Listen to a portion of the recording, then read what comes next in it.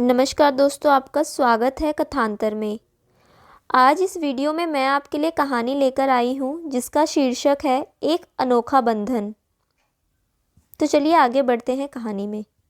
अविनाश को ऑफिस से छुट्टी नहीं मिली थी, इसलिए हम शादी में सिर्फ 2 दिन पहले ही पहुँचे। ऑटो से उतरते ही कई जोड़ी आंखें हमारी ओर उठ गई। उन आंखों ने हमें, खासकर मुझे देखकर आपस में खुसर फुसर शुरू कर दी। अविनाश जब सामने से आते हुए वृद्ध दंपति के पैर छूने के लिए झुके तो मैं समझ गई कि वही वंदन के नाना नानी हैं। मैंने भी झुककर प्रणाम किया तो वे सकपका गए। उन्हें बिल्कुल उम्मीद नहीं थी कि मैं इस शादी में आऊँगी, पर मैं समझ सकती थी कि वंदन को देखने के लिए उनकी आंखें तरस रही थी। तभी तो वंदन को पल भर भी मेरी गोद में रहने न दिया। मम्मी तो वंदन को गले लगा रोए जा रही थी। बस के लंबे सफ़र के कारण बहुत थकान लग रही थी। धीरज हमारा सामान स्वयं उठाकर अविनाश को ऊपर वाले कमरे में ले गया। अविनाश तो चले गए, पर मैं अकेली रह गई। सब लोग वंदन को खिलाने कम और वंदना से उसकी तुलना करने में ज़्यादा व्यस्त थे। मैं एक कोने में चुपचाप खड़ी थी। पापा ने शायद मेरी स्थिति भांप ली, इसलिए मेरे पास आकर बोले, अविनाश और कमरा ऊपर है, थक गई होगी, ऊपर जाकर जरा कमर सीधी कर लो।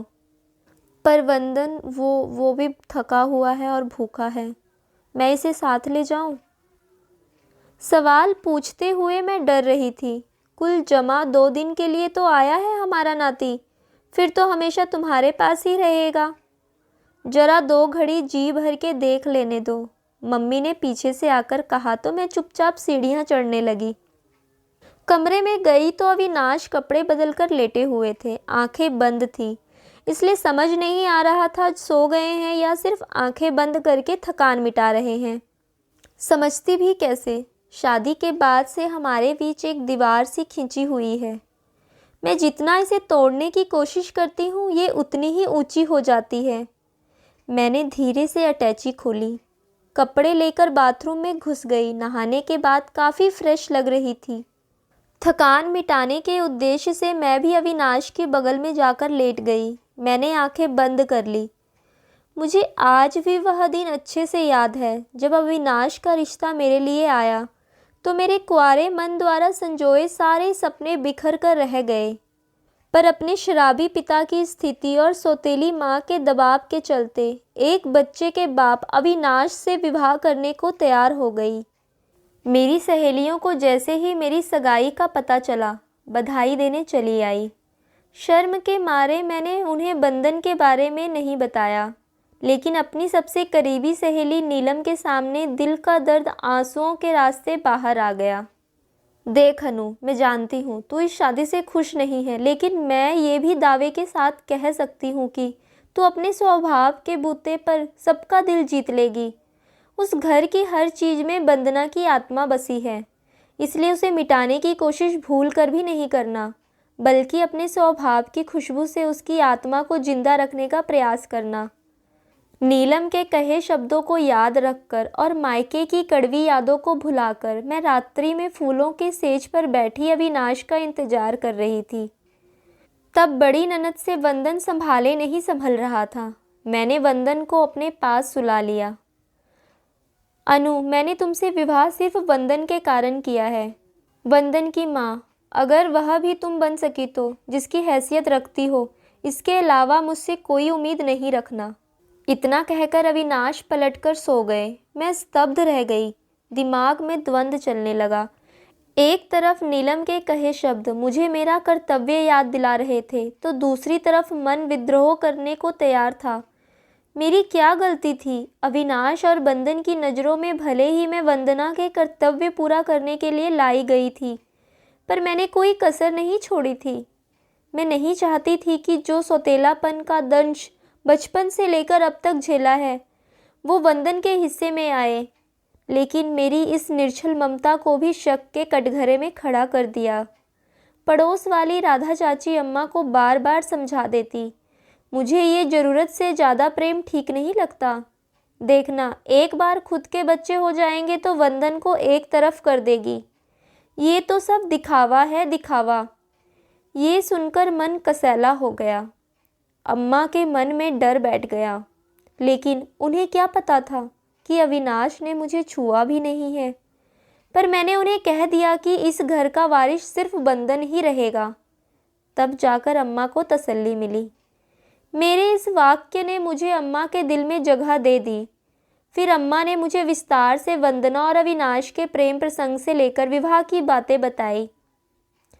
वंदना अविनाश के सबसे गहरे दोस्त धीरज की बहन थी, इसलिए शादी में कोई खास दिक्कत नहीं आई। वंदना और अविनाश की शादी के बाद भी धीरज और अविनाश में जीजा साले से अधिक दोस्ती का रिश्ता था। वंदना धीरज की इकलौती बहन थी। उन्हीं से मुझे पता चला कि अगले महीने धीरज का विवाह है और अविनाश उसमें शरीक होने अकेले ही जा रहे हैं। ये सब सुनकर मैं सोचने पर मजबूर हो गई। मैं अपने दुख को इतना बड़ा समझ बैठी कि वंदना के परिवार वालों को भूल ही गई। बंदन भी तो आखिर धीरज का भांजा है। उसकी बहन की निशानी बंदन तो है ना। उसका मन नहीं करता होगा बंदन से मिलने का। जरूर करता होगा। मैं नहीं चाहती थी कि मेरे कारण बंदन अपने नाना नानी से मिलने से वंचित रहे, इसलिए मैंने भी शादी में जाने का निश्चय कर लिया। जब मैंने अविनाश को इस फैसले के बारे में बताया तो उन्होंने सिर्फ इतना कहा, जैसी तुम्हारी इच्छा। लेकिन अगर वहाँ तुमसे किसी ने कुछ कह दिया तो मैं जवाबदार नहीं रहूँगा। ये सुनने के बाद भी मैंने शादी में जाने के फैसले को नहीं बदला। सब बातें याद करते कब झपकी लग गई पता ही नहीं चला। आँख खुली तो देखा अविनाश बिस्तर पर नहीं है। आज संगीत का कार्यक्रम है। मैं फटाफट तैयार होकर नीचे आ गई। मेरी निगाहें वंदन को खोजने लगी। वंदन नए कपड़े पहनकर और तैयार होकर अपनी नानी की गोद में खेल रहा था। थकान के कारण झपकी लग गई थी। इसने कुछ खाया? मैंने हंसते हुए पूछा। खाया? अरे भूख के मारे कितना रोया। मैंने बोतल से दूध पिलाकर सुला दिया था। बस आधे घंटे पहले उठा है। तुम्हें तो बच्चे का जरा होश नहीं है। हमारे सामने ये हाल है तो घर में क्या होता होगा। जब ये पैदा हुआ था तो वंदना इसे आंखों से ओझल नहीं होने देती थी। मम्मी ने ताना मारा। मैं वहाँ से उठकर दूसरी महिलाओं के साथ बैठ गई। धीरज भी वहीं खड़ा था। उसने कुछ नहीं कहा। वंदन अपने नाना की गोद में खूब थिरका। धीरज मुझे कनखियों से देख रहा था, पर नजरें मिलते ही वो मुंह फेर लेता। 2 दिन तक वंदन मेरे पास कम और नाना नानी की गोद में ज़्यादा खेला। सेहरा बांधे और घोड़ी पर चढ़ा धीरज किसी राजकुमार से कम नहीं लग रहा था। सेहरा बांधते वक्त वंदना की याद में उसकी आंखें नम हो गई। मैं जानबूझकर सामने नहीं आई। मैं नहीं चाहती थी कि मुझे देखकर नफरत से ये नमी सूख जाए। फेरों के बाद वर वधू पैर छू रहे थे। मम्मी व्यस्त थी, इसलिए मैं वंदन को गोद में उठाकर थपकी देकर सुला रही थी। आशीर्वाद नहीं देगी दीदी? आवाज़ सुनकर पलटी तो देखा धीरज और उसकी दुल्हन सामने खड़े थे। दोनों ने झुककर मेरे पैर छुए। खुशी के मारे आशीर्वाद के शब्द जुबान में ही चिपक गए। दीदी, मैं ये तो नहीं जानता कि आप मेरे बारे में क्या सोचती हैं, लेकिन मैं इतना ज़रूर बताना चाहूँगा कि मैंने हमेशा आप में वंदना दीदी की झलक देखी है। वंदन को जो आपने प्यार दिया है वो अमूल्य है। जब वंदना दीदी की मृत्यु हुई थी तब मैंने सोचा था कि अब वंदन पर हमारा हक खत्म हुआ। आप तो महान हैं दीदी, जो आपने अपने पति की पहली पत्नी के परिवार को इतना सम्मान दिया। अगर आपकी जगह कोई और लड़की होती तो ससुराल में पहला कदम रखते ही अपनी सौत के वजूद मिटाने में जुट जाती, लेकिन आपने उसके अदृश्य अस्तित्व को स्वीकार किया है। सबकी नज़रों में भले ही ये कोई बड़ी बात ना हो, लेकिन आपने अपने सारे कुंवारे सपने तोड़े होंगे, फिर भी आपने टूटे सपनों के कांच से अपने वर्तमान को जख्मी नहीं होने दिया। धीरज ने मेरा हाथ अपने हाथ में थामकर ये शब्द कहे तो मैं सचमुच बिलख बिलख कर रो पड़ी। मम्मी पापा अविनाश और बाकी लोग जड़वत खड़े इस दृश्य को देख रहे थे। मैंने धीरज को गले लगा लिया। सबकी आंखें नम हो गई। दुल्हन को गृह प्रवेश करवाकर और बाकी रस्मों को निपटाते हुए रात के 2 बज गए। वंदन भी जल्दी सो गया था। कपड़े बदलकर मैं भी लेट गई। हमेशा की तरह अविनाश ने आंखें बंद कर ली। अचानक मुझे अपने हाथ पर किसी का स्पर्श महसूस हुआ। अविनाश ने अपना हाथ मेरे हाथ पर रखा और हौले से दबा दिया। बिना कुछ कहे मैं सब कुछ समझ गई और अविनाश के सीने पर अपना सिर रख दिया। ऐसा लग रहा था मानो प्यासे रेगिस्तान पर बारिश की बूंद पड़ रही हो।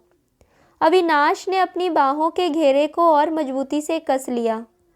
मैंने भी अपने आप को छुड़ाने की कोशिश नहीं की और आंखें बंद कर ली, लेकिन इस बार मेरे मन में भविष्य के प्रति संशय भरे विचार की जगह एक सुखद जीवन का सपना तैर रहा था। दोस्तों, मैं आशा करती हूँ यह कहानी आपको अच्छी लगी होगी। इस वीडियो को लाइक कीजिए, दोस्तों में शेयर कीजिए और ऐसी ही स्टोरीज़ के लिए इस चैनल को सब्सक्राइब कीजिए।